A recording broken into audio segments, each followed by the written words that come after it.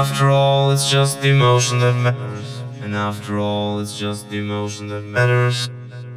Hi, I'm Steve Curto from M-Audio. I'm here at the Sweetwater GearFest, and I'm happy to introduce to you the new premium line of controllers from M-Audio called the Code series.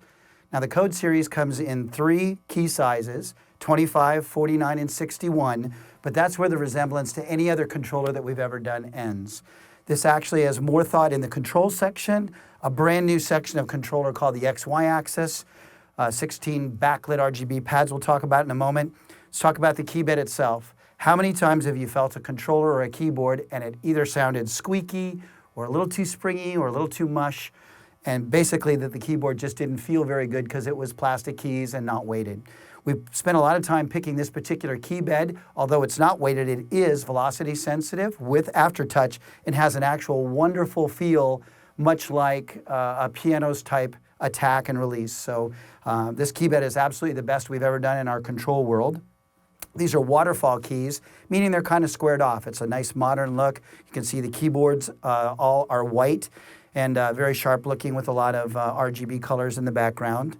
As I said, they're velocity sensitive with aftertouch, and the keyboard can also split and layer into 4 zones. Those zones can overlap.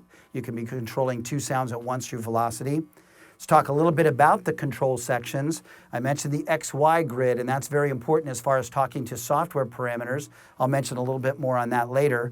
We have 8 knobs, 9 buttons, and 9 faders. These are all fully programmable through MIDI, and they will talk to the software in a variety of routing ways. The keyboard speaks HUI control and Mackie control and even ASCII control. And what that really means is right out of the box, this is going to play nice with your DAWs, and it's going to do some nice shortcut work. For example, if you find yourself reaching over to your keyboard controller for your computer and doing a Control-Z, you could assign that to a MIDI note and you could just Control-Z. The idea is to put the control here and stop that back and forth motion, which kind of interrupts the creative flow when you're working with a DAW.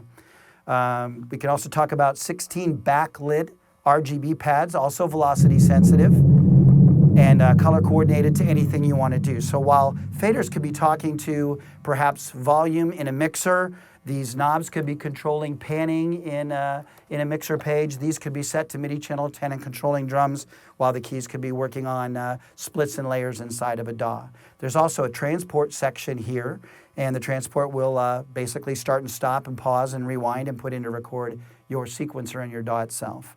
As I said, they come in 25, 49, and 61. Pitch and mod wheels, which are essential for keyboard control.